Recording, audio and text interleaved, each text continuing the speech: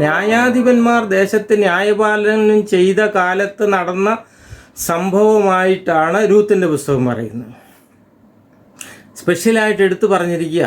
Special കാരണമുള്ളത് കൊണ്ടാണ് ഈ സ്ത്രീകളെ സെൻസസ് പോലും എടുക്കാത്ത യഹൂദന്മാരുടെ മതഗ്രന്ഥത്തിൽ പ്രത്യേകം പേരിൽ 2 ബുക്കുണ്ട് സ്ത്രീകളുടെ, രൂത്തും എസ്തേർ.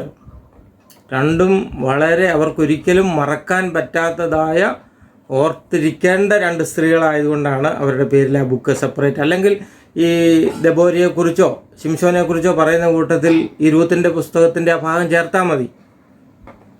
പ്രത്യേകതയുള്ളതുകൊണ്ടാണ്. ദൈവം ശിക്ഷിച്ച ക്ഷാമകാലത്ത് ഇവിടെ മഴ പെയ്യാതെ വന്നു. അപ്പത്തിൻ്റെ നാടായ ബേത്ലഹേമിൽ മഴയില്ല, ഭക്ഷണത്തിന് വകയില്ലാതെ വന്നപ്പോൾ അവർ മോവാബിലോട്ട് ചേക്കേറിയതുപോലെ പോയതാണ്. ഇവരങ്ങോട്ട് പോയി. ആദ്യ കാലഘട്ടത്തിലൊക്കെ വളരെ നല്ലതായിരുന്നു. അവിടുത്തെ 2 പെൺകുട്ടികളെ മക്കൾ 2 പേര് വിവാഹം കഴിക്കുന്നു. ആരംഭകാലത്ത് നല്ലതായിരുന്നു. എന്നാൽ കുറേ കഴിഞ്ഞപ്പോൾ അത് നിരാശയുടെയും കണ്ണീരിൻ്റെയും ഒക്കെ അനുഭവമായി മാറി. പിതാവ് മരിക്കുന്നു, 2 ആൺമക്കളും മരിക്കുന്നു. ചെറുപ്പക്കാരായ 2 മരുമക്കളും നവോമിയും മാത്രമായി. അപ്പോഴേക്ക് സംഭവിച്ചു, ജനം കരയുകയോ എല്ലാം ചെയ്ത് ദേശത്ത് മഴയൊക്കെ പെയ്തു, ക്ഷാമം തീർന്നു.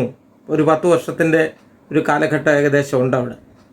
അപ്പോൾ നവോമി പറഞ്ഞിനി ഞാനങ്ങ് പോകാം, ഇവിടെ കിടന്നിട്ട് കാര്യമില്ല. അതുകൊണ്ട് ഈ ചെറുപ്പക്കാരികളായ മരുമക്കളോട് പറയുന്നു, നിങ്ങൾ തിരിച്ചു പൊക്കൂ, നിങ്ങളുടെ ദേശത്തൊരു തന്നെ നിന്നു, ഞാനങ്ങ് പോവുക, എനിക്കിവിടെ ആരുമില്ല, ഞാൻ പോവുകയാണ്. എന്നെപ്പോലെ ഇത്രയും കയ്പിൻ്റെ അനുഭവമുള്ള ആൾ, എനിക്കിനിയും നവോമി എന്നുള്ള പേര് ചേരില്ല, കയ്പ് അതൊക്കെയാണ് നല്ലത് എന്നൊക്കെ പറഞ്ഞ് നിരാശയുടെ വാക്ക് പോലെയൊക്കെയാണ് പറയുന്നത്. അങ്ങനെ തിരിച്ചു പോകാൻ തുടങ്ങിയപ്പോൾ ഈ പെൺമക്കളോട് 2 പേരോടും പറഞ്ഞു, നിങ്ങൾ തിരിച്ചു പൊക്കോ എന്ന് പറയും. പല പ്രാവശ്യം പറയും. അപ്പോൾ ഓർപ്പ എന്ന് പറയുന്ന പെൺകൊച്ച്, അവളും ശരിയാ, വേദനയുണ്ട്, എങ്കിലും മാവിമ പറയുന്നത് നല്ലതാണ്, ഞങ്ങളുടെ നന്മയ്ക്ക് വേണ്ടി പറയുന്നല്ലേ എന്ന് പറഞ്ഞ് അവൾ വന്ന് നവോമിയെ കെട്ടിപ്പിടിച്ച് പൊട്ടിക്കരഞ്ഞ് വേർപെട്ടു. അത് നവോമിക്ക് സന്തോഷമായി. അതുകൊണ്ട് മറ്റേ മരുമകളോട് രൂത്തിനോട് പറഞ്ഞു, മോളെ, നിൻ്റെ സഹോദരി പോയതുപോലെ നീയും പോയിക്കൊള്ളുക, നിൻ്റെ ജനത്തിനിടയിലേക്ക് നീ പോവും, അതാ നല്ലത്. ഇനിയിപ്പം ഞാൻ തിരിച്ചു പോയി ഒരു കല്യാണം കഴിച്ച് മക്കളുണ്ടായി വന്നിട്ട് നിന്നെ കെട്ടുന്ന അങ്ങനെ ഒരു രീതിയുണ്ട് അവിടുത്തെ. നിന്നെ കല്യാണം കഴിച്ച് വരിക എന്നൊക്കെ പറയുന്നതൊക്കെ വലിയ അകലമാണ്, അതൊന്നും നടക്കാൻ സാധ്യതയില്ലാത്ത കാര്യം. അതുകൊണ്ട് പൊക്കോളാൻ പറഞ്ഞു. അപ്പോൾ ആ സമയത്ത് രൂത്ത് ഒരു വിശ്വാസ പ്രഖ്യാപനം നടത്തുന്നുണ്ട്. വിജാതീയ മൊവാബിരാണ്. മൊവാബിര് ഇസ്രായേൽ ജനവുമായിട്ട് പങ്കുചേരാൻ പറ്റരുതെന്ന് പറഞ്ഞ് ദൈവം തള്ളിക്കളഞ്ഞ ഒരു കൂട്ടരാണ് മൊവാബിരും അമ്മോന്യരും. ലോത്തിൻ്റെ മക്കളാണ്, അവരുടെ പരമ്പരയാണ്. അതുകൊണ്ട് ഈ മൊവാബിരെയും അമ്മോന്യരെയുമായിട്ട് അടുക്കാൻ പാടില്ലെന്ന് പറഞ്ഞെടുത്ത് അവിടെ പോയി കല്യാണം കഴിച്ച് കളഞ്ഞു ഈ യഹൂദന്മാരായിട്ടുള്ള ഈ കുടുംബക്കാർ.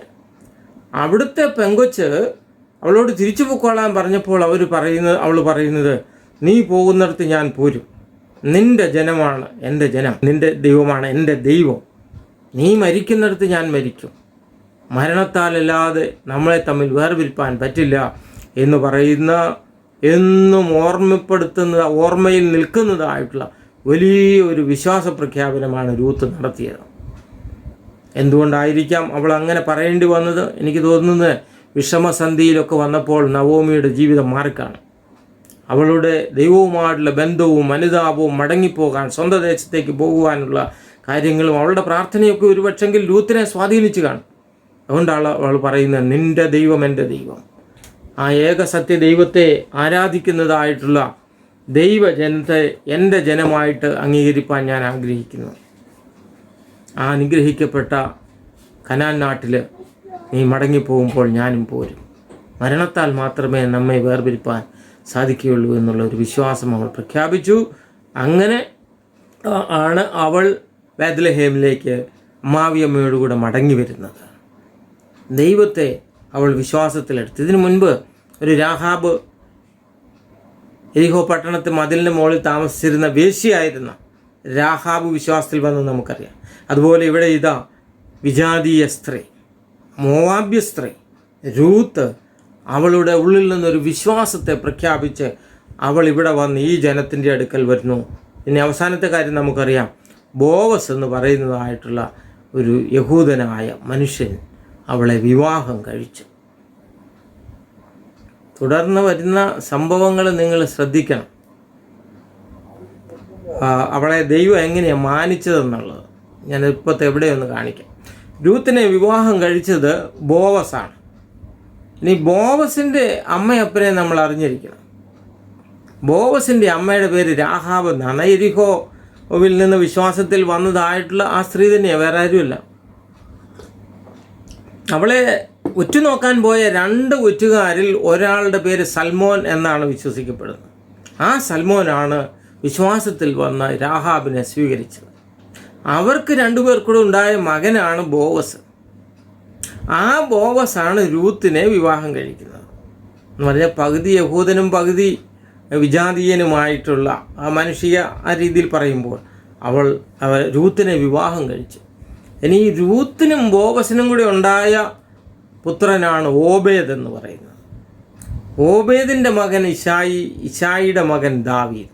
നോക്കിയേ ആ വംശ പാരമ്പര്യം അങ്ങോട്ട് പോകുന്നത്. ഒടുവിൽ ദാവീദിൻ്റെ പുത്രനായ യേശു, ലോകരക്ഷിതാവായ മശിഹ, യേശു കർത്താവിൻ്റെ പുറകിലേക്ക് തിരിഞ്ഞു നോക്കിയാൽ ഇപ്പോൾ യേശുവിൻ്റെ ഒരു വല്യമ്മയായി മുത്തശ്ശിയായി നിൽക്കുന്നതാണ് രൂത്തും രാഹാബും. ഇത്ര ശ്രേഷ്ഠമായ ഒരു പദവി.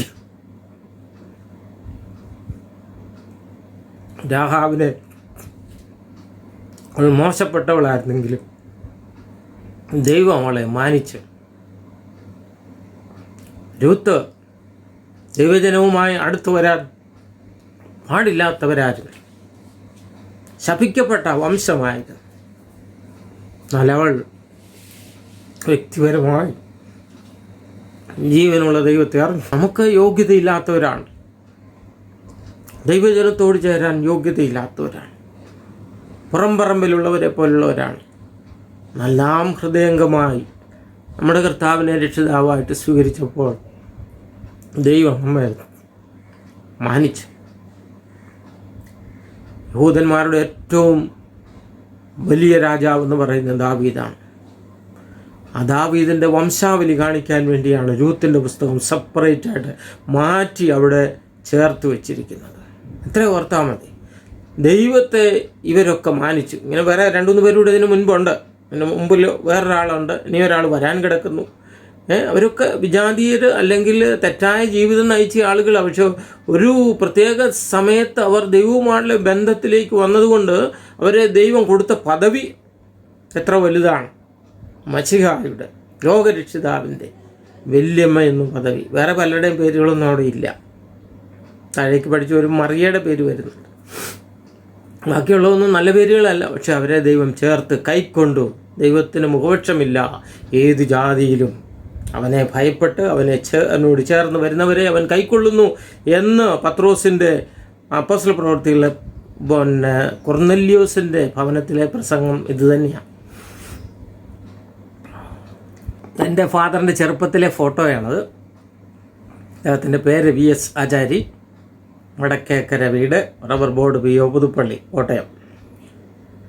ഇത് ഈ എഴുത്തും ഈ 10 രൂപയും ഒരു കവറിൽ എൻ്റെ കൈവശം കിട്ടിയതാണ്. ഞാൻ 77 ദൈവവചനം പഠിക്കാൻ വേണ്ടി ഡൽഹിക്ക് പോകുമ്പം ഞാനൊരു കൂട്ടായ്മയുടെ ഇടയിൽ നിന്നാണ് പഠിക്കാൻ പോയത്.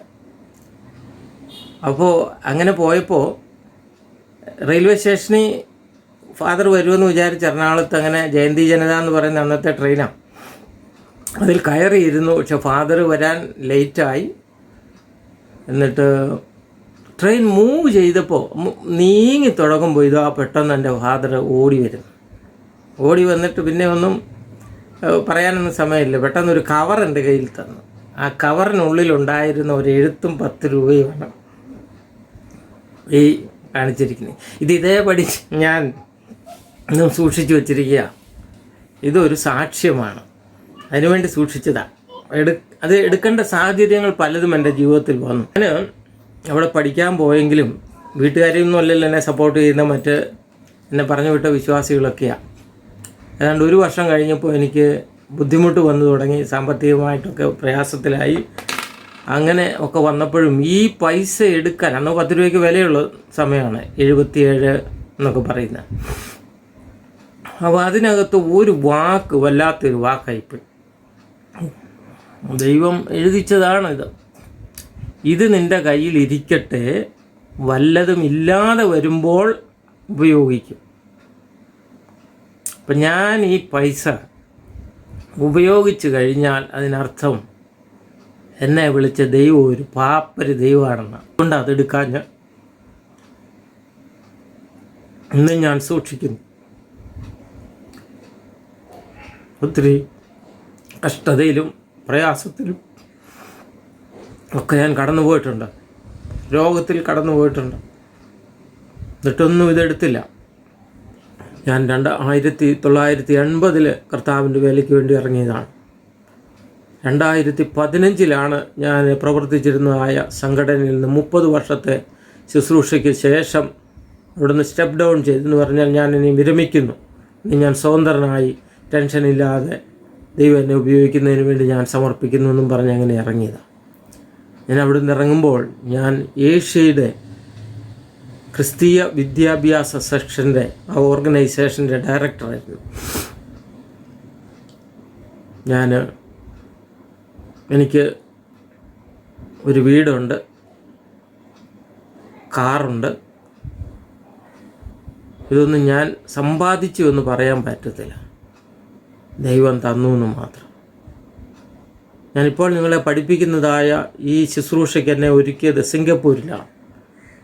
വോക്ക് ത്രൂ ദ ബൈബിൾ എന്ന് പറയുന്നതായ സംഘടന ഇന്ത്യയിൽ നിന്ന് 8 പേരെ സെലക്ട് ചെയ്ത് ഞങ്ങളുടെ ഓർഗനൈസേഷൻ, അത് ബൈബിൾ സെൻറ്റേർഡ് മിനിസ്ട്രീസ് എന്ന് പറയുന്ന ഓർഗനൈസേഷനാണ്. ആ 8 പേരിൽ ഒരാൾ ഞാനായിരുന്നു. ചില ആളുകളൊക്കെ മരിച്ചുപോയി, ജീവിച്ചിരിക്കുന്ന 2-3 പേരേ ഉള്ളൂ. ഇന്നും ഈ ശുശ്രൂഷ തുടരുന്നയാൾ ഞാൻ മാത്രമേ ഉള്ളൂ. കാരണം അത്രയ്ക്ക് അതിനോട് ഞാൻ അങ്ങ് ഇഴുകിച്ചേർന്നു പോയി. എൻ്റെയൊക്കെ കാരണങ്ങൾ ഒത്തിരിയുണ്ട്, സാക്ഷി പറഞ്ഞാൽ ഒത്തിരി സമയം പോവും.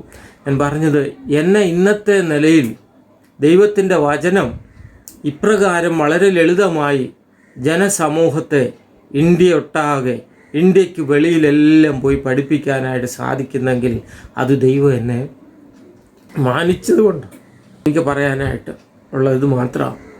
നമ്മളെ വിളിച്ചവൻ വിശ്വസ്തനാണ്, അവനെ മാനിക്കുക. കഷ്ടതയോ പ്രയാസമോ രോഗമോ ഒക്കെ വന്നുകൊള്ളട്ടെ, അവിടെയൊക്കെ ആ വിശ്വാസം നമ്മൾ കാത്താൽ ദൈവം നമ്മളെ മാനിച്ച് തന്നെ നടത്തും.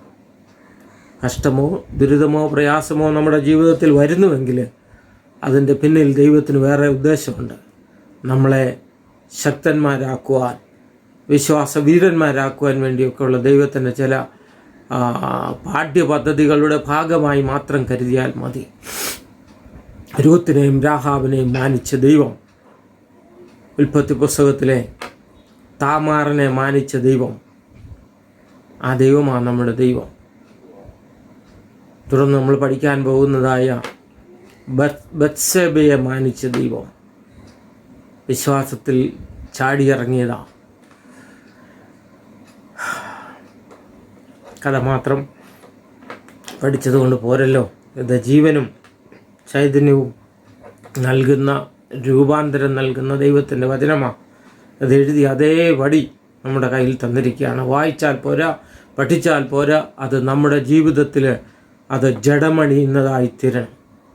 അതിനായിട്ട് നമ്മളെ ദൈവം ഈ വചന പഠനത്തിലൂടെ സഹായിക്കട്ടെ. ഇപ്പോൾ രൂത്തിൻ്റെ ചരിത്രം ഞാൻ അങ്ങനെ അവസാനിപ്പിക്കുകയാണ് ചെയ്യുന്നത്. രൂത്തിനെ ദൈവം മാനിച്ചു. അപ്പോൾ ദൈവജനം വിഗ്രഹാരാധനയിൽ ജീവിച്ച് അതിൻ്റെ ശിക്ഷ ഏറ്റുവാങ്ങിക്കൊണ്ടിരിക്കുമ്പോൾ ദൈവം തള്ളിക്കളഞ്ഞതായ ഒരു ജനസമൂഹത്തിൽ നിന്നിതാ ഒരു സ്ത്രീ വിശ്വാസത്തിൽ ഇറങ്ങി വന്നു. അവളെ ദൈവം ഏറ്റവും മാനിച്ചു. നമ്മെയും ദൈവം മാനിച്ചിരിക്കുകയാണ്. നാം ഇവിടെ ആയിരിക്കുന്നുവെങ്കിലും നാം ഇപ്പോൾ സ്വർഗത്തിലാണ് എന്നുള്ളത് മറന്നു പോകരുത്. അതാ ദൈവം നമ്മളെ മാനിച്ചത്.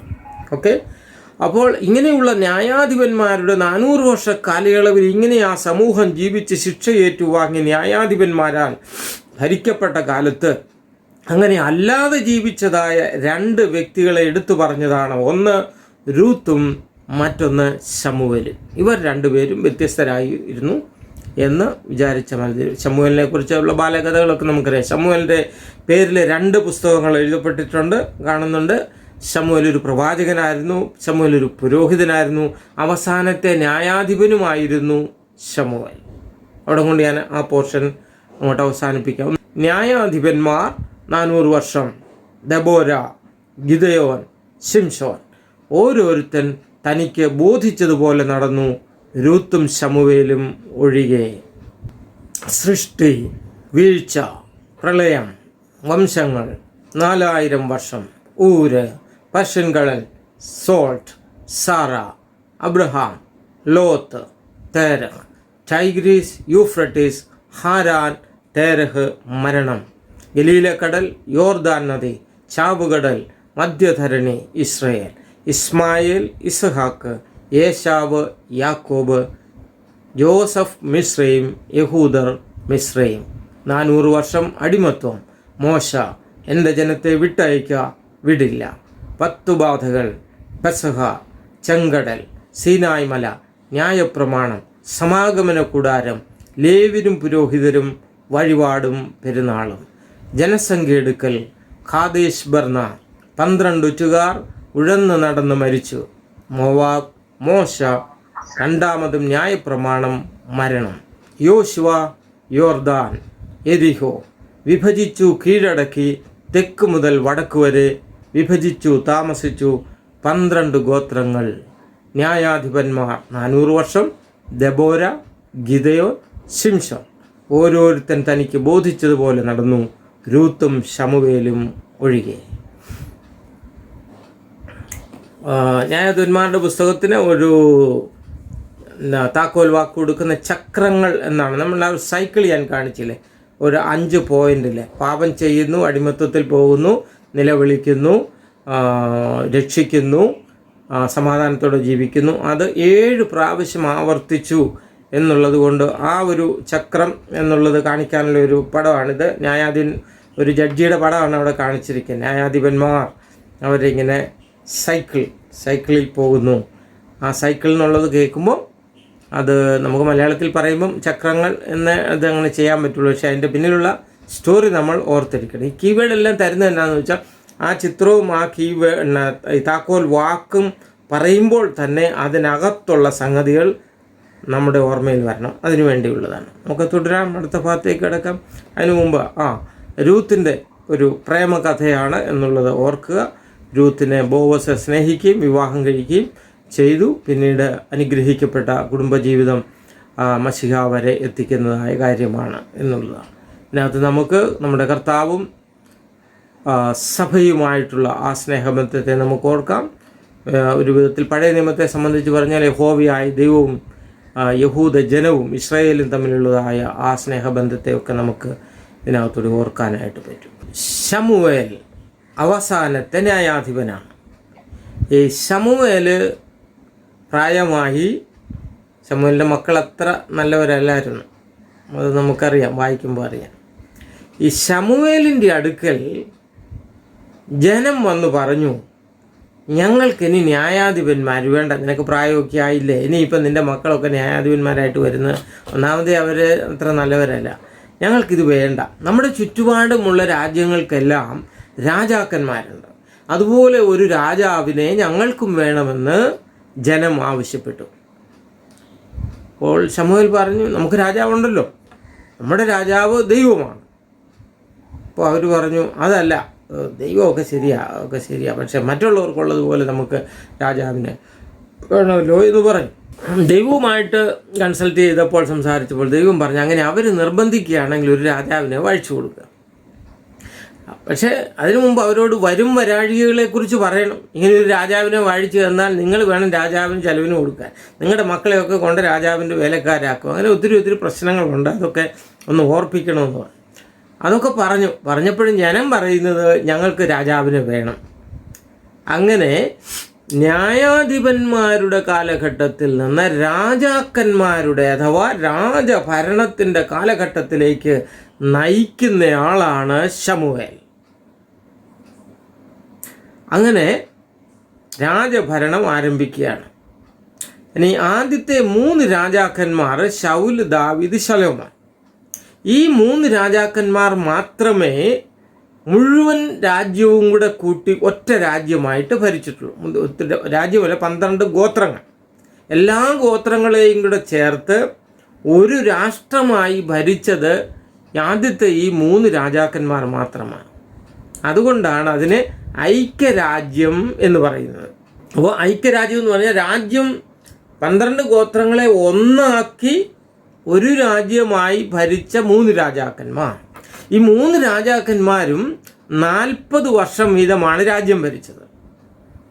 അങ്ങനെയാണ് 40 ഗുണം 3 120 വർഷം എന്ന് പറയുന്നത്. ഐക്യരാജ്യം 120 വർഷം. ശമൂവേലായിരുന്നു ലാസ്റ്റ് ന്യായാധിപൻ. അദ്ദേഹത്തിൻ്റെ കയ്യിൽ നിന്ന് രാജഭരണത്തിലേക്ക് പോവുകയാണ്. ഇനി ശൗലിനെ രാജാവാക്കുന്നതൊക്കെ വളരെ രസകരമായിട്ടുള്ള വിവരണങ്ങളാണ് ഇവിടെ കൊടുത്തിരിക്കുന്നത്. ശൗൽ അപ്പൻ്റെ കഴുതകളെ തപ്പിപ്പോയ ആളാണ്. അവൻ ബെന്യാമിൻ ഗോത്രത്തിൽപ്പെട്ടവനാണ്. നല്ല ഉയരമുണ്ടായിരുന്നവനും സുന്ദരനും സുമുഖനുമായിരുന്നു. കുഴപ്പമില്ല, ഒരു രാജാവാകാനുള്ള ശാരീരിക യോഗ്യതയെല്ലാം ഉണ്ടായിരുന്നയാളാണ്. അങ്ങനെ അപ്പൻ്റെ കഴുതകളെ തപ്പിപ്പോയ വഴിക്ക് ഇത് കണ്ടുകിട്ടാതെയൊക്കെ വന്നപ്പോൾ ഇവിടെ ഒരു ദൈവമനുഷ്യൻ അടുത്തുണ്ടെന്ന് അറിഞ്ഞിട്ട് അവിടെ ശമൂവേലിനെ കാണാൻ ചെല്ലുന്നതും ശമൂവേൽ അവനെ രാജാവായി അഭിഷേകം ചെയ്യുന്നതാണ് ചരിത്രം. ജനം എല്ലാവരും ഒന്നും അറിഞ്ഞില്ല. പിന്നെ ജനങ്ങളുടെ മുൻപിൽ വെച്ച് ശൗലിനെ അഭിഷേകം ചെയ്ത് അല്ലെങ്കിൽ അവനെ രാജാവാണെന്ന് പ്രഖ്യാപിക്കുന്നതൊക്കെയാണ് ശൗലിനെ പറ്റിയുള്ള കാര്യങ്ങളെന്ന് പറയുന്നത്. അങ്ങനെ ശൗല് രാജാവായി. ഇനി അതിൻ്റെ നേരെ ഞാൻ ഇട്ടിരിക്കുന്ന ഒരു വാക്കുണ്ട്, അത് കൊരിന്തി ലേഖനത്തിൽ നിന്ന് എടുത്തിട്ടുള്ളതാണ്. പ്രാകൃത മനുഷ്യൻ. മറ്റ് 2 പേർക്ക് വേറെ 2 പേര് കൊടുത്തിട്ടുണ്ട്. ദാവീദ് ആത്മീകൻ, ശലോമോൻ ജഡീകൻ. അതിൻ്റെ കാരണം ഞാൻ പറയാം. ശൗല് രാജാവായി. നമ്മുടെ രീതി പറയുകയാണെങ്കിൽ ഒരു ലോട്ടറി അടിച്ച പോലെ അപ്രതീക്ഷിതമായിട്ടൊരു വലിയ പദവിയിലേക്ക് വരികയൊക്കെ ചെയ്താണ്. അതിന് പറ്റിയ ആളായിട്ടൊക്കെ തോന്നി. പുറമേ നോക്കിയാൽ നല്ല ശരീരമൊക്കെ ഉള്ള ആളായിരുന്നു, നല്ലതായിരുന്നു. എന്നാൽ ഈ ശൗലിൻ്റെ ഒരു കുഴപ്പമെന്ന് പറയുന്നത്, ദൈവം പറയുന്നത് ശമൂവേലിലൂടെയാണ് ദൈവം സംസാരിക്കുന്നത്. പ്രവാചകനാണ് അദ്ദേഹം. പ്രവാചകനും പുരോഹിതനും ന്യായാധിപനുമായിരുന്നു. അപ്പോൾ ദൈവം പറഞ്ഞതിനെ ഒന്നും അതുപോലെ അനുസരിക്കുകയില്ല. കൊരിന്തി ലേഖനത്തിൽ പറഞ്ഞ പ്രാകൃത മനുഷ്യന് ദൈവത്തിൻ്റെ ഉപദേശം കൈക്കൊള്ളാനായിട്ട് പറ്റുകയില്ല. കാരണം അതിനെ വിവേചിച്ചറിയണം, വിവേചനാശക്തി വേണം. അതുകൊണ്ടാണ് ഞാൻ ആ വാക്ക് അവിടെ ശൗലിന് ഉപയോഗിച്ചത്. ഈ യുദ്ധത്തിന് ഒരു പ്രാവശ്യം പോകുമ്പോൾ ശമൂവേൽ പറഞ്ഞു വിട്ടിരുന്നു, അവിടെ നിന്ന് ഒന്നും എടുത്തുകൊണ്ട് വരരുത്, അവിടെയൊക്കെ ഉള്ളത് ദൈവത്തിന് ഇഷ്ടമില്ല, ശപിക്കപ്പെട്ടതാണെന്നൊക്കെ പറഞ്ഞതാണ്. പക്ഷേ ശൗല് അവിടെ പോയി കഴിഞ്ഞിട്ട് തിരിച്ചു വരുമ്പോഴത്തേക്ക് ശമൂവേൽ സന്ദർശിക്കാൻ വന്നപ്പോഴത്തേക്ക് മൃഗങ്ങളുടെ ശബ്ദമൊക്കെ കേട്ടപ്പോൾ ഇതെന്താണെന്ന് ചോദിച്ചു. പറഞ്ഞു, ഞാൻ യഹോവയ്ക്ക് യാഗം കഴിക്കാനായിട്ട് അവിടെ നല്ല ആരോഗ്യമുള്ള മൃഗങ്ങളെയൊക്കെ കൊണ്ടുവന്നിട്ട്, കാളയൊക്കെ കൊണ്ടുവന്നിട്ടുണ്ടെന്ന് പറഞ്ഞു. അപ്പോൾ ശമൂവേൽ പറയുന്ന ഒരു വാചകമുണ്ട്, അനുസരണം ബലിയേക്കാൾ നല്ലത്. Obedience is better than sacrifice. അപ്പോൾ ശൗലിൻ്റെ മനസ്സിലിരുന്ന എന്താണെന്നറിയാമോ, ഞാൻ ഈ കാളയൊക്കെ അങ്ങ് യാഗം കഴിച്ചു കഴിഞ്ഞാൽ ദൈവം അങ്ങ് പ്രസാദിക്കും. ശമൂവേൽ പറഞ്ഞു, അങ്ങനെയല്ല, ദൈവം അങ്ങനെ ഒരു ദൈവമല്ല. കട്ടും മോഷ്ടിച്ചും കൊണ്ടുവന്നതിൻ്റെ ദശാംശം വാങ്ങിച്ചിട്ട് കാര്യങ്ങൾ നടത്തേണ്ട ഒരു ദൈവമല്ല ദൈവം. ഈ കാളയും ഈ കാട്ടിലെ മൃഗങ്ങൾ, ആറ്റിലെ മത്സ്യങ്ങളെല്ലാം എൻ്റേതാണ്. എനിക്ക് വേണമെങ്കിൽ ഒരു മനുഷ്യനോട് ചോദിക്കേണ്ട കാര്യമുണ്ടോ? ഇതെല്ലാം എൻ്റേതാണ്. അപ്പോൾ അങ്ങനെയുള്ളതായ ദൈവത്തിന് മുൻപാകെ ഞാൻ തെറ്റായ മാർഗത്തിൽ സമ്പാദിച്ചു കൊണ്ടുവന്നത് കൊണ്ടൊരു ബലി കഴിച്ചത് കൊണ്ടോ, ഇന്നത്തെ രീതിയിൽ പറഞ്ഞാൽ കണക്കുകൂട്ടി ദശാംശം കൊടുത്തത് കൊണ്ടോ, മറ്റുള്ളവരെ തട്ടിച്ചും വെട്ടിച്ചും ഉണ്ടാക്കിയത് കൊണ്ടുവന്ന് ദശാംശം കൊടുത്താൽ പാപമല്ലാതെ ആയി തീരില്ല എന്നുള്ള സത്യം ഓർക്കണം. അങ്ങനെ സെൽഫായിട്ട് അല്ലെങ്കിൽ സ്വയം ജസ്റ്റിഫൈ ചെയ്യുക അല്ലെങ്കിൽ നീതീകരിക്കുന്ന ഒരു മനുഷ്യനായിരുന്നു ശൗൽ. ഒന്ന് ആ കാര്യം. വേറൊരു സമയത്ത് യുദ്ധത്തിന് പോകുന്ന കാലത്ത് അങ്ങനെ അടിക്കടി യുദ്ധം ഉണ്ടാകും അടുത്തുള്ള രാജ്യങ്ങളുമായിട്ട്. അപ്പോൾ അങ്ങനെ പോകുന്നതിന് മുൻപ് യഹോവയുടെ അരുളപ്പാട് ചോദിക്കണമെന്നായിരുന്നു. യഹോവയുടെ അരുളപ്പാട് ചോദിക്കണമെങ്കിൽ ശമൂവേൽ വരണം. ശമൂവേൽ വന്ന് പ്രാർത്ഥന കഴിച്ച് ധൂപം കാട്ടുകയൊക്കെ ചെയ്യുമ്പോഴാണ് ദൈവം സംസാരിക്കുകയൊക്കെ ചെയ്ത് പോകണം, പോയാൽ ജയിക്കും, അല്ലെങ്കിൽ പോകരുത്, തോൽക്കും എന്നൊക്കെ അവിടുന്ന് അങ്ങനെ അറിയിപ്പ് കിട്ടുന്നത്. അപ്പോൾ അങ്ങനെ ഒരു യുദ്ധത്തിന് പോകാനായിട്ട് പുറപ്പെടുന്ന സമയത്ത് ശമൂവേൽ വരാൻ വേണ്ടി എല്ലാവരും ജനമൊക്കെ കാത്തു നിന്നു. ശമൂവേൽ ഇപ്പം ലേറ്റ് ആകുന്നുവെന്ന് തോന്നി, കാരണം ജനങ്ങളൊക്കെ പിരിഞ്ഞു പോകാൻ തുടങ്ങി. അപ്പോൾ ജനമെല്ലാം പിരിഞ്ഞു പോവുകയാണല്ലോ, ശമൂവേൽ പ്രായമൊക്കെ ആയി, ഇനിയും വരുമോ, എന്നാൽ ഒരു കാര്യം ചെയ്യാം, ഞാൻ ധൂപം കാട്ടിയേക്കാം എന്ന് പറഞ്ഞ് പുരോഹിതൻ ചെയ്യേണ്ട ശുശ്രൂഷ ചെയ്യാൻ ശൗൽ മുൻപോട്ട് വന്ന് പോയി. ചെയ്യാൻ പാടില്ലാത്തതാണ്. രാജാവ് വേറെ, പുരോഹിതൻ വേറെ. അപ്പോൾ ശമൂവേൽ എത്തിക്കഴിഞ്ഞിരുന്നു. ശമൂവേൽ പറഞ്ഞു, നീ ചെയ്യരുതാത്തത് ചെയ്തിരിക്കുന്നു. എന്തുകൊണ്ട് ചെയ്തു? അല്ല, നീ വരാൻ താമസിച്ചപ്പോൾ ജനം പിരിഞ്ഞു പോവുകയും ചെയ്യുന്നത് കൊണ്ട് ദൈവത്തിൻ്റെ അരുളപ്പാട് കിട്ടണമല്ലോ എന്ന് വിചാരിച്ച് ഞാൻ ചെയ്തു എന്ന് പറഞ്ഞു. ചെയ്യരുതാത്തത് ചെയ്തു.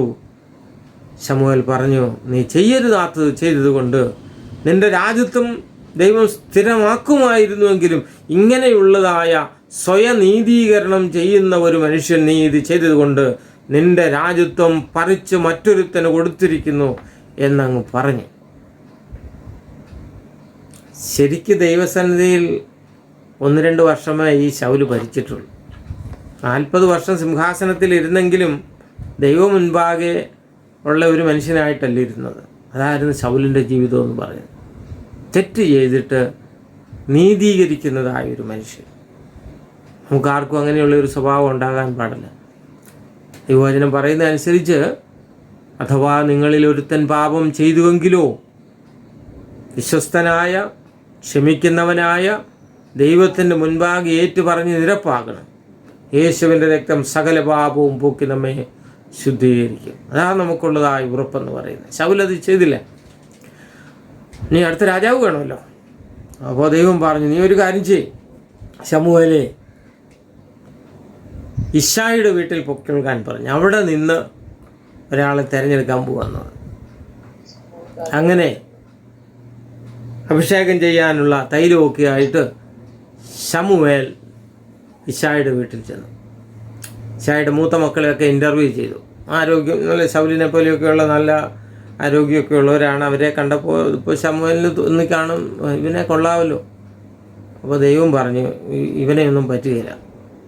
ഈ പുറമേ ഉള്ള ആകാര വടിവ് കണ്ടിട്ടുള്ളത് അത് നിങ്ങൾ നോക്കുന്നത്, മനുഷ്യൻ നോക്കുന്നത് പോലെയല്ല ഞാൻ നോക്കുന്നത് എന്ന് ദൈവം അരുളിച്ച് ഇവരെ വേണ്ടെന്ന് പറയും. അപ്പം ദാവീദിൻ്റെ മൂത്ത ആളുകളെ മുഴുവൻ ഇൻ്റർവ്യൂ ചെയ്തിട്ടും ദൈവം പറഞ്ഞു, വേണ്ട ഇതൊന്നും അല്ല എന്ന് പറഞ്ഞു. അപ്പോൾ ശമൂവേൽ ഇശ്ശായിയോട് ചോദിച്ച്, ഇനി നിനക്ക് മക്കൾ വല്ലതും ഉണ്ടോ? ഇളയ ഒരുത്തനുണ്ട്, അവൻ ആടിനെ തീറ്റാൻ പോയിരിക്കുകയെന്ന് പറഞ്ഞു. എന്നാൽ പിന്നെ അവനെയും കൂടി വിളിക്കാൻ പറയും. അങ്ങനെ ദാവീദ് എന്ന് പറയുന്ന പയ്യനെ, ആടുമേച്ച് നടന്നവനെ, പുൽപ്പുറങ്ങളിൽ നടന്നവനെ, ദൈവത്തോട് കൂടെ തന്നെ ആടിനെ തീറ്റി നടന്ന് സിംഹത്തിൻ്റെയും കരടിയുടെയും വായിൽ നിന്ന് തൻ്റെ ആടുകളെ രക്ഷിച്ച ശക്തനായ വിശ്വസ്തനായ വിശ്വാസിയായിട്ടുള്ള ഹൃദയശുദ്ധിയുള്ളതായ ദാവീദ് വന്നു. ദൈവം പറഞ്ഞു, ദൈവനെ അഭിഷേകം ചെയ്തേക്കാൻ പറഞ്ഞു. അങ്ങനെ തൈലമൊഴിച്ച് ദാവീദിനെ അഭിഷേകം ചെയ്തു. അന്നു മുതൽ അവൻ ദൈവസന്നിധിയിൽ രാജാവാണ്. പക്ഷെ ദാവീദും ഗോലിയാത്തെന്നും പറഞ്ഞ് ഒരു കഥ സൺഡേ സ്കൂളിൽ പഠിച്ചിട്ടുണ്ട്. നമുക്ക് ഈ സത്യം അന്നറിയില്ല, നമ്മൾ കുട്ടികളായിരിക്കുന്നുണ്ട്. ദാവീദ് ദൈവത്തിൽ ആശ്രയിച്ച് കല്ലെറിഞ്ഞു കൊന്നു നോക്കിയല്ലേ നമ്മൾ പഠിക്കുന്നത്. പക്ഷെ അതിൻ്റെ പ്രായമായപ്പോൾ ഇതൊക്കെ പഠിച്ചു വന്നപ്പോഴാണ് അറിയുന്നത്, ഈ ദാവീദ് ശരിക്കും രാജാവാണ്. ആ രാജാവ് തന്നെയാണ് ശത്രുപാളയത്തിലെ ശക്തനായിട്ടുള്ള ഗോലിയാത്തിനെ തോൽപ്പിച്ചു കൊന്നു കളഞ്ഞത്. അവൻ ആത്മീയനായിരുന്നു. അവന് ഈ ദാവീദിൻ്റെ ചേട്ടന്മാരൊക്കെ ശൗലിൻ്റെ പട്ടാളത്തിലുള്ളവരായിരുന്നു. അപ്പോൾ അങ്ങനെ അവിടെ ചേട്ടന്മാരുടെ ക്ഷേമം അന്വേഷിക്കാൻ പോയപ്പോൾ അവരെല്ലാം പേടിച്ച് ടെൻറ്റിനകത്ത് കൂടാരത്തിലിരിക്കുന്നത് കണ്ടിട്ട് അവൻ ചോദിക്കുകയാണ് ചെയ്തത്. അപ്പോൾ പറഞ്ഞു, ഇവിടെ ഞങ്ങളൊക്കെ പേടിച്ചിരിക്കുകയാണ്, പിന്നെ നോക്കിയാൽ മതി, നേരം വെളുക്കുമ്പം ഒരു വലിയ ഒരുത്തൻ അനാക്യമല്ലൻ വരും, അവൻ വെല്ലുവിളിക്കുക എന്നൊക്കെ പറഞ്ഞു. ഇതെല്ലാം കേട്ടപ്പോഴത്തേക്കാണ് ഈ ദൈവത്തോട് കൂടെ നടന്ന് പാടുകയും ആടുകളെ നോക്കുകയും ഒക്കെ ചെയ്യുന്നതായിട്ടുള്ള ദാവീദിൻ്റെ രക്തം തിളച്ച്, ഇവനാരെൻ്റെ ദൈവത്തെ കളിയാക്കാനായിട്ട്. അങ്ങനെ എടുത്ത ഒരു തീരുമാനം അത് ശൗൽ രാജാവ് അറിഞ്ഞിട്ട് ശൗൽ പിന്നെ ഇവനെ വിടുകയൊക്കെയാണ് ചെയ്യുന്നത്. ശൗൽ വെറും ഇവനൊരു അശ്വല്ലേ, പോയാൽ പോട്ടെ, ഇവൻ എന്തൊക്കെയോ പറയുന്നു, സിംഹത്തിനെയും കരടിയൊക്കെ കൊന്നിട്ടുണ്ടെന്ന് പറയുന്നു, ഇവനെ വിട്ടു നോക്കാമെന്ന് പറഞ്ഞ് വിട്ടതാ. അവന് വേറെ ഒന്നും എടുത്തില്ല, പടച്ചട്ടയൊന്നും അണിഞ്ഞില്ല, വെറും ഒരു കല്ലും കവണയും എടുത്തുകൊണ്ടാണ് പോയത്. ഒരു ഏറ് മാത്രമേ നടത്തിയുള്ളൂ. അവൻ്റെ വിശ്വാസം വലുതാണ്. എന്നാണെന്നറിയാമോ? ഈ എറിയുന്ന ഒരു കല്ല് കറക്റ്റ് പോയി തിരുനെറ്റിയിൽ കൊണ്ടില്ലെങ്കിൽ ദാവീദിൻ്റെ തല പോയത് തന്നെ. അപ്പോൾ അത്രയും വിശ്വാസമായിരുന്നു. ഈ കല്ല് അവിടെയോ കൊള്ളുള്ളൂ എന്നുള്ളത് അവനറിയാം. കാരണം ശരീരത്തിലൊന്നും കൊള്ളാൻ ഏക്കത്തില്ല, പടച്ചട്ടയൊക്കെ അങ്ങനെയുള്ളതാണ്. ആ തിരുനെറ്റിയിൽ മാത്രമുള്ള ആ അല്പം സ്ഥലം മർമ്മം നോക്കി എറിയാൻ ദാവീദ് എറിഞ്ഞെങ്കിലും ദൈവമാണ് കല്ലിനെ നിയന്ത്രിച്ചത്. അവൻ്റെ ഗോലിയാത്തിൻ്റെ നെറ്റിയിൽ കൊണ്ട് വീണു. വാൾ പോലും ഇല്ലാഞ്ഞ ദാവീദ് ഈ ഗോലിയാത്തിൻ്റെ വാൾ ഉപയോഗിച്ച് തന്നെയാണ് അവനെ കൊന്നുകളഞ്ഞത്. പിന്നെ ഒന്ന് രാജാവാകാനായിട്ട് ദാവീദ് പെട്ട പാട് എത്ര വലുതാണ് എന്ന് നമുക്കറിയാം. കഷ്ടപ്പെട്ടു പോയി. ദാവീദിനോട് വിരോധമായി ശൗലിന് ദാവീദിനെ കൊല്ലാനായിട്ട് പല പ്രാവശ്യം ശ്രമിക്കുകയും കുന്തം എറിയുകയും ഒക്കെ ചെയ്യുന്ന കാര്യങ്ങൾ കാണുന്നുണ്ട്. ദാവീദിനെ കാട്ടിലൂടെയൊക്കെ ഇട്ട് ഓടിച്ച് ഗുഹകളിൽ ഒളിച്ച് ദാവീദും ചെറിയ സ്നേഹിതരും എല്ലാം കൂടി പോകുന്ന ഒത്തിരി കാര്യങ്ങൾ വിവരിച്ചിട്ടുണ്ട്. 2 ശമൂവേലിനകത്ത് അതിൻ്റെ വിവരണങ്ങൾ ധാരാളമായിട്ട് കൊടുത്തിട്ടുണ്ട്. പിന്നീട് ഒരു വിധത്തിൽ ശൗല് ഒക്കെ കുന്തത്തിൻ്റെ പുറത്ത് വീഴുകയും ഒക്കെ ചെയ്ത് ആ സ്റ്റോറി അതങ്ങനെ പോകുന്നു. ഒടുവിൽ ദാവീദ് രാജാവാകുന്നത് നമ്മൾ കാണുന്നുണ്ട്. ദാവീദ് 40 വർഷം രാജാവായിട്ട് തന്നെ ഇരുന്നു. ദാവീദിൻ്റെ ജീവിതം പരീക്ഷിച്ചാൽ നമ്മുടെ മാനുഷിക ദൃഷ്ടിയിൽ നോക്കിയാൽ ദാവീദിനേക്കാൾ ബെറ്റർ, നല്ലത് ശൗല് തന്നെയായിരുന്നു. എന്നാണെന്നറിയോ? ദാവീദ് ചെയ്ത അത്രയും അക്ഷരാർത്ഥത്തിൽ പാപം ശൗല് ചെയ്തിട്ടില്ല. ദൈവത്തിന് വേണ്ടി എന്നും പറഞ്ഞ് മാത്രമേ ചെയ്തിട്ടുള്ളൂ. ദാവീദോ വളരെ മോശമായ വലിയ കൊടും പാപം തന്നെയാണ് ചെയ്തത്. പാപത്തിൻ്റെ ആ ഒരു ഒഴുക്ക് പോക്കുണ്ടല്ലോ, അത് എത്ര വലുതാണെന്ന് നോക്കണം. അന്നത്തെ കാലത്ത് യുദ്ധം ചെയ്യുക എന്ന് പറഞ്ഞാൽ ദാവീദ് രാജാവ് മുൻപിൽ ഉണ്ടായിരിക്കണമെന്ന്. വീരന്മാരെ എല്ലാം അയച്ചിട്ട് ദാവീദ് വീട്ടിൽ വിശ്രമിച്ച് റെസ്റ്റ് എടുക്കാനിരുന്നതാണ്. റെസ്റ്റ് കിട്ടാതെ വന്നപ്പോൾ അദ്ദേഹം വീടിൻ്റെ മുകളിൽ ടെറസേ കയറിയപ്പോഴത്തേക്ക് ആവശ്യമില്ലാത്തത് കണ്ടു. തൻ്റെ വീരന്മാരിൽ ഒരുവൻ്റെ ഭാര്യ കുളിക്കുന്ന കണ്ടു. അവൻ വൈകാരികമായിട്ട് തെറ്റി. ആ സ്ത്രീയെ അന്വേഷിച്ച് ഇവിടെ കൊണ്ടുവന്നു. അവൾ ഗർഭിണിയാകുന്നു. ഈ വിവരം രാജാവ് അറിയുന്നു. വിവരങ്ങൾ അറിഞ്ഞു. ആ സ്ത്രീയുടെ ഭർത്താവിനെ വിളിച്ചു വരുത്തുന്നു. വീട്ടിൽ പോകാൻ പറയുന്നു. അവൻ പോയില്ല. അവൻ വിശ്വസ്തനായിരുന്നു. അവൻ തിരിച്ചു പോകുമ്പോൾ, പടയ്ക്ക് പോകുമ്പോൾ ദാവീദ് ഒരു കുറിപ്പും കൂടി എഴുതി കൊടുത്തു വിട്ടു. ഇവനെ യുദ്ധം മുറുകി വരുമ്പോൾ ഇവനെ മുൻപിൽ നിർത്തി കൊന്നുകളയണമെന്ന്. അവൻ്റെ വിധി, അന്ത്യവിധിയും കൂടെ പിടിച്ചുകൊണ്ടാണ് അവൻ പടനായകൻ്റെ അടുത്ത് ചെല്ലുന്നത്. അങ്ങനെ ഊരിയാവ് കൊല്ലപ്പെട്ടു. ആരും അറിഞ്ഞില്ല, പടനായകൻ മാത്രമേ അറിഞ്ഞുള്ളൂ ഇതൊരു ചതിയാണെന്ന്. അപ്പോൾ അത് ശരിക്കും പടനായകൻ്റെ കുഴപ്പമല്ല. പടനായകൻ അത് പറയുന്ന അനുസരിച്ചില്ലെങ്കിൽ വേറൊരാൾ ആ പടനായകനെയും ഇതുപോലെ ചെയ്യാൻ സാധ്യതയുണ്ട്. അതുകൊണ്ട് ദാവീദ് കൊലപാതകം ചെയ്തിരിക്കുന്നു. ജനം അറിഞ്ഞില്ല. എന്നിട്ട് ആ ഊരിയാവിൻ്റെ ഭാര്യ, ഹിത്യനായ ഊരിയാവിൻ്റെ ഭാര്യയെ പട്ടമഹർഷിയായി രാജ്ഞിയായിട്ട് സ്വീകരിക്കുന്നു. ജനങ്ങളുടെ മുൻപിൽ നല്ല രാജാവ്. എന്നാൽ ദാവീദിന് ഉറക്കം വരാത്ത രാത്രികളായിരുന്നു. കാരണം താൻ ചെയ്ത പാപം, കൊടും ക്രൂരമായ പാപം, കൊലപാതകവും വ്യഭിചാരവും ചെയ്ത് മനസ്സ് നീറിപ്പുകയുന്ന ഒരു ആത്മീക മനുഷ്യൻ്റെ അധപ്പതിച്ച ജീവിതമായി മാറിയവിടെ. ഇത് കണ്ടു വിഷമിച്ച ദൈവം, ദാവീദിൻ്റെ ഹൃദയത്തെ അറിയാവുന്ന ദൈവം, അവൻ്റെ വിഷമം കണ്ടിട്ട് ഉറക്കം വരാതെ 1 വർഷത്തോളം നടക്കുന്ന ടെൻഷനുള്ളതായ, പ്രഷറുള്ളതായ ദാവീദിനെ രക്ഷിക്കാൻ ദൈവം അയച്ചതാണ് നാഥാൻ പ്രവാചകനെ ദൈവം അയച്ചു. നാഥാൻ പ്രവാചകൻ അവിടെ ചെല്ലുന്നു. ചെന്നിട്ട് ഒരു കഥ പറയുകയാണ്. എത്ര ആപ്റ്റായിട്ടുള്ള, എത്ര കൃത്യമായ കഥയാണ് പറയുന്നത് നോക്കി. ആടിനെ തീറ്റി നടന്നതായവൻ രാജാവായി കഴിഞ്ഞപ്പോൾ അവനെ സ്വാധീനിക്കാൻ, മനസ്സിലാകുവാൻ ഏറ്റവും എളുപ്പമുള്ളതായ ആട്ടിൻകുട്ടിയുടെ കഥ പറഞ്ഞ നാഥാൻ പ്രവാചകൻ ശരിക്കും ഒരു പ്രവാചകൻ. ഒരു ധനികൻ്റെ, ധാരാളം ആളുകളുള്ളതായ ധനികനും ഒരാട്ടിൻകുട്ടി മാത്രമുള്ളതായ ഒരു പാവപ്പെട്ടവൻ്റെയും കഥയാണ് പറഞ്ഞത്. ധനവാന് അതിഥികൾ വന്നപ്പോൾ തൻ്റെ അനേക ആടുകളിൽ ഒന്നെടുക്കാതെ ഈ ദരിദ്രനായവൻ്റെ ഒരാട്ടിൻകുട്ടിയെ അവൻ എടുത്തുകൊണ്ടുപോയി അവർ സദ്യ കഴിച്ചു. പറഞ്ഞു നിർത്തിയപ്പോൾ ആടിനോട് സ്നേഹമുള്ളതായ ദാവീദ് ഒരു പക്ഷെങ്കിൽ ചാടി എഴുന്നേറ്റ് കാണും. എന്നിട്ട് ചോദിച്ചു, ആ മനുഷ്യൻ ആരാണ്? പ്രവാചകൻ പറയുന്നു, ആ മനുഷ്യൻ നീ തന്നെ. വാക്കുകൾ വളരെ ചെറുതാണ്. ശരം പാഞ്ഞു വരുന്നത് പോലെ ദാവീദിലേക്ക് അത് ആഞ്ഞു തറച്ചു. അത് മതിയായിരുന്നു ദാവീദിൻ്റെ മാനസാന്തരത്തിന്.